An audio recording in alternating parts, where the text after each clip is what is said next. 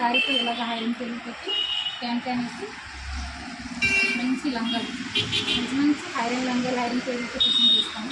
ఎవరికైనా కావాలంటే ఆర్డర్ పెట్టుకోండి. చూడండి ఎంత బాగా వచ్చింది లంగా. లంగా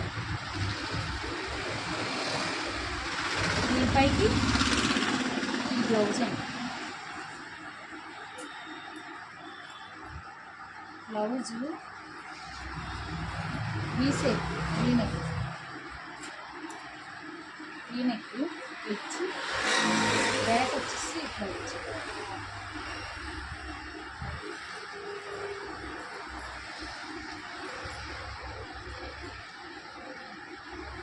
కొంచెం కిందకు కూడా పప్పు ఇచ్చారు.